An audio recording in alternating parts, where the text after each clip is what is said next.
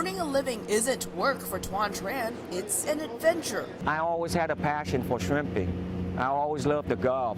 For some reason, when I do this, I feel like I belong there.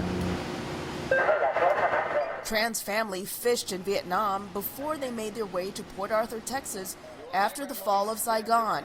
Tran's been shrimping since he was a kid, and he says predictions that the dead zone in the Gulf of Mexico will grow to a near record size is troubling. Not good. It's not good. The dead zone is an area of ocean where there's little to no oxygen. The phenomenon threatens marine life, including oysters that can't move out of the zone and shrimp as they move to areas with oxygen.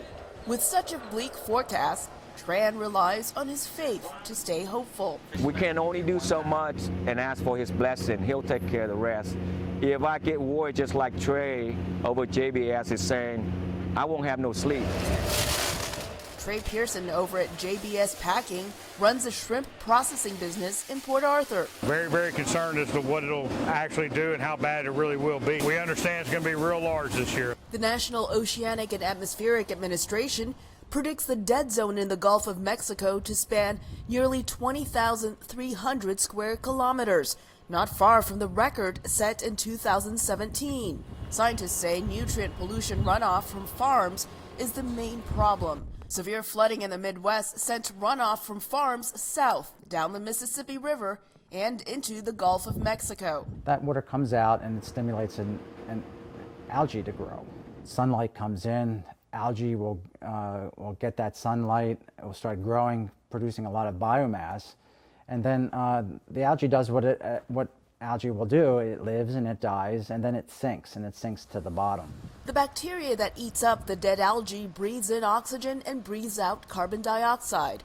Once that oxygen in the salt water is depleted, the layer of fresh water on top doesn't allow oxygen from the atmosphere to come through into the salt water, causing the dead zone that affects not only the level of oxygen in the salt water, but also the marine life in the area, including shrimp. If they can move, well, they're going to move to other places, and maybe they're not so favorable places either. It makes it a lot more difficult to transit the product. It changes the areas that the boats would normally fish in. For now, Pearson and Tran can only wait to see just how bad the dead zone will be. Tran says God will provide. He always seemed to carry us through the hard time. And he says he will weather whatever comes his way in the months ahead. Elizabeth Lee, VOA News, Port Arthur, Texas.